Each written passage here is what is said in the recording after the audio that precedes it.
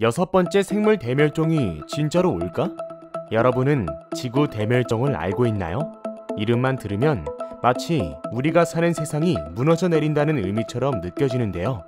멸종이란 한 생물종의 개체수가 줄어들다가 결국에는 지구상에서 완전히 사라져버리는 것을 뜻합니다. 또한 멸종이 몇 개의 종에서만 부분적으로 벌어지는 것이 아니라 생태계 전체에 걸쳐 전 지구적으로 벌어지는 현상을 대멸종이라고 말하는데, 학계에선 생존했던 종의 75% 이상이 한꺼번에 멸종했던 사건을 대멸종이라고 정의합니다.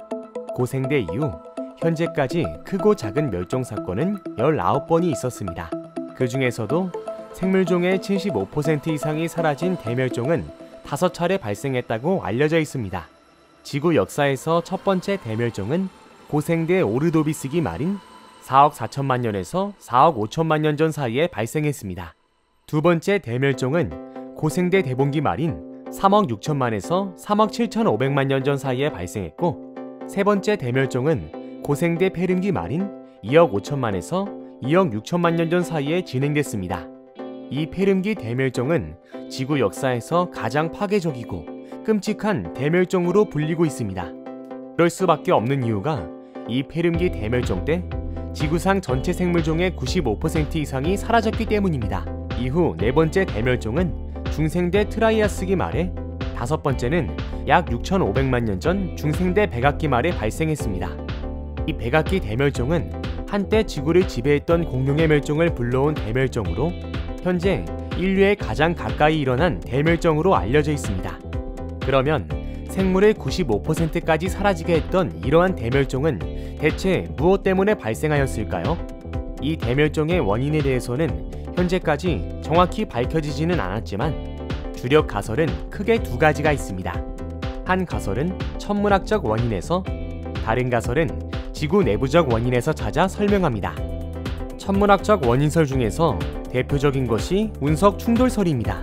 운석 충돌설은 공룡을 멸종시킨 백악기 대멸종을 설명하는 주요 가설입니다. 과거 멕시코 유카타 반도에는 지름이 약 10에서 15km 정도의 거대한 운석이 지구의 충돌에 생긴 흔적이 남아있는데 직경이 무려 170km에 달했습니다. 이 운석 충돌로 인해 지구는 히로시마에 투하했던 원자폭탄의 5,000배에 달하는 충격을 받았습니다. 이로 인해 충돌 이후 발생한 먼지층이 오랫동안 햇빛을 가렸고 광합성을 못하게 된 식물이 멸종했으며 초식동물도 멸종했다는 가설입니다.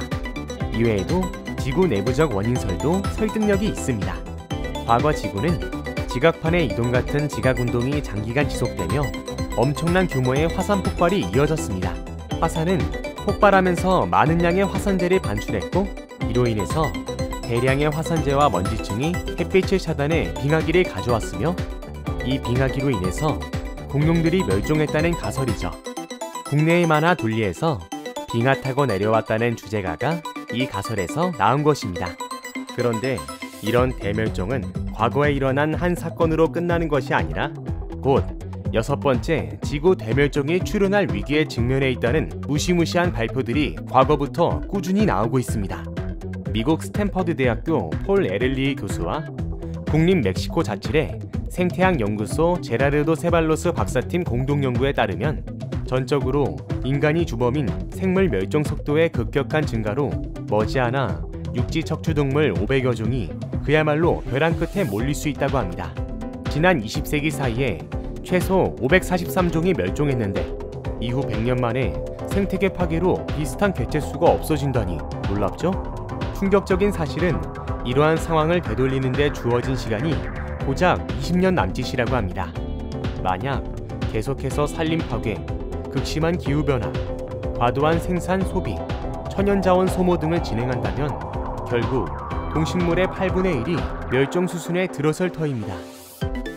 최근 유엔 산하 생물 다양성 과학기구가 프랑스 파리에서 개최한 제7차 생물 다양성 과학기구 총회를 통해 발표한 보고서는 사태의 심각성을 거듭 강조하였습니다. 다가올 지구 대멸종은 생존 필수 조건조차 확보하기 어려운 상황으로 치달아 국내엔 인류까지 위협할 수 있다고 경고한 것입니다.